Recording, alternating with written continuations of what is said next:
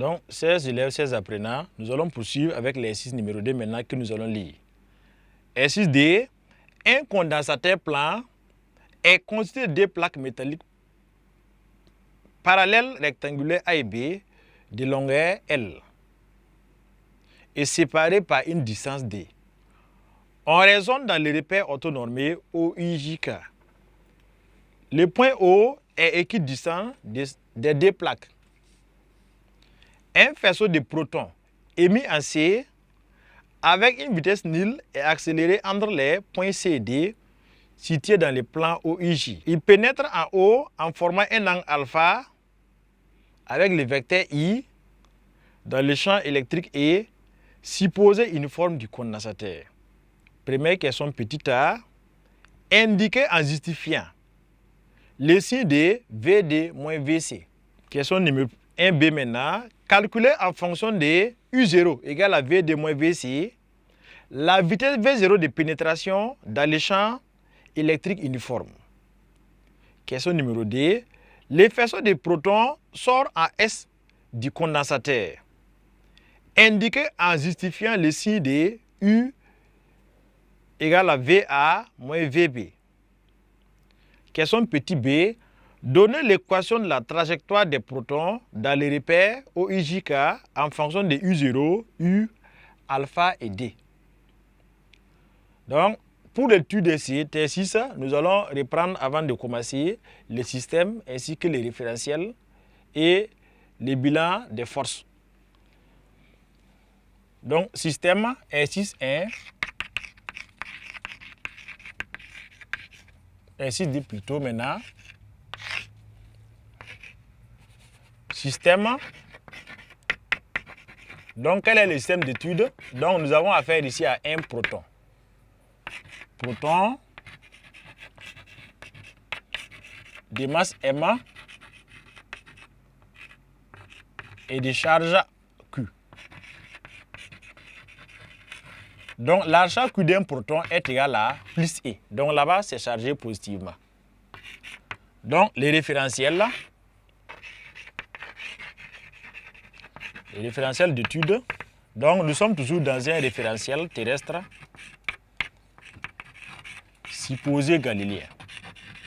Référentiel terrestre supposé galiléen.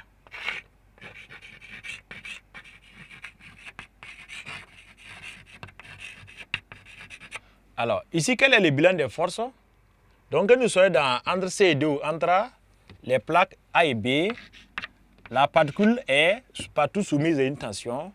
Donc, elle est soumise à un champ électrique ici, ici également à un champ électrique. Donc, le bilan des forces. Donc, on va négliger le poids dans le cas de cet exercice. Bilan des forces. Donc, dans la plupart des exercices, sans précision contraire, on va supposer que le poids est négligeable. Mais si l'on nous a dit qu'on a superposé les champs de gravitation et les champs électriques, l'élève est tenu de tenir compte des deux champs électriques et champs de pesanteur. Donc, le poids ne sera pas négligeable dans ces cas. Donc, bilan des forces, c'est la force électrique. La force électrique. FE. FE qui est égal à Q fois E. Donc, après avoir donné le système de référentiel et le bilan des forces, nous pouvons commencer à répondre aux questions. La première question, petit 1, et le petit a, indiqué en justifiant le signe de VD moins VC. Signe de VD moins VC. Donc, VD moins VC, c'est une tension. Maintenant, pour avoir son signe, nous allons d'abord essayer de reprendre sur le schéma la force électrique ainsi que le champ électrique. En rappel, pour un proton, le Q est positif. Donc, ça veut dire que FE et le champ E sont du même sens. Donc, nous allons d'abord...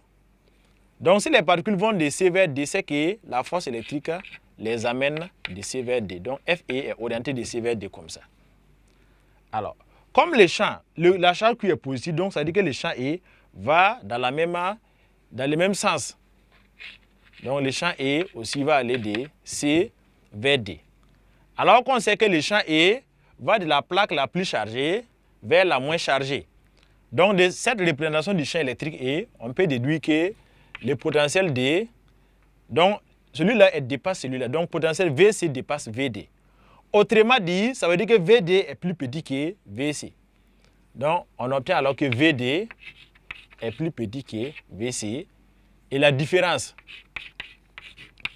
VD moins VC, donc si VD est plus petit que VC, si on transpose VC de l'autre côté, donc on aura que la différence est négative. Donc la différence VD moins VC est négative ici.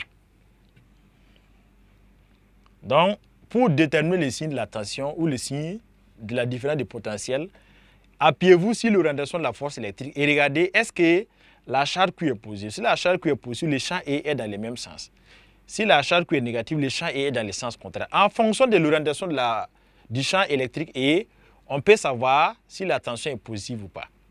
Donc, si le champ E, ici le champ est orienté de C vers D, si on voulait le potentiel VC moins VD, ça serait positif. Ou bien UCD serait positif parce que c'est dans le sens de l'orientation du champ électrique. Mais quand c'est le sens contraire, le potentiel sera évidemment de signe négatif. Question petit b. Calculer en fonction de U0 égale à VD moins VC la vitesse V0 de pénétration dans les champs électriques uniformes. Donc, vitesse V0. Voilà. Donc, comment avoir la vitesse V0 de pénétration?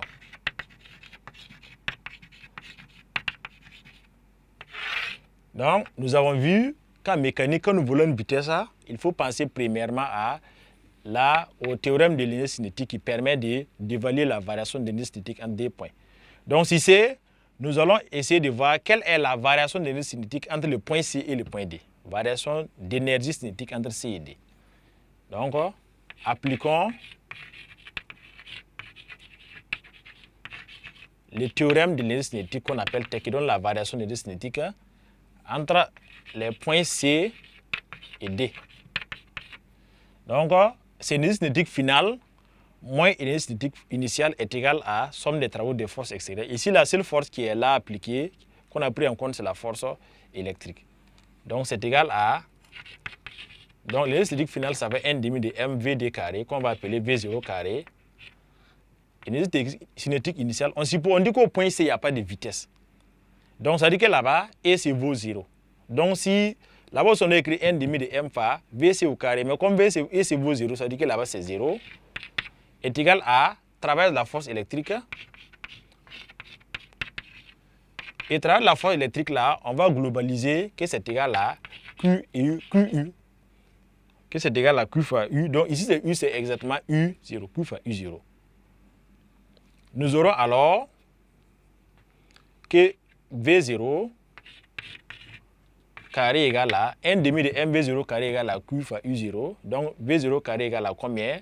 Donc, ça va faire D Q U0 divisé par M.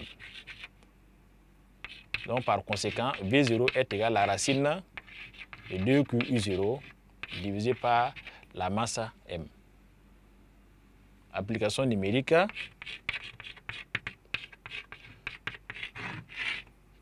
Donc, ça fait 2 fois. La charge, ça fait 1,6 10 puissance moins 19. La tension U0 proposée, 1000 volts. Et la masse proposée est de 1,6 10 puissance moins 27. Et lorsque vous avez bien effectué le calcul, vous devrez avoir que la vitesse V0 va faire 4,47 10 puissance 7 mètres par seconde. Donc, c'est la vitesse avec laquelle les protons, en provenant de D, vont venir pénétrer au niveau du second condensateur. Donc, c'est la vitesse qu'ils ont acquise après l'accélération due à la force électrique.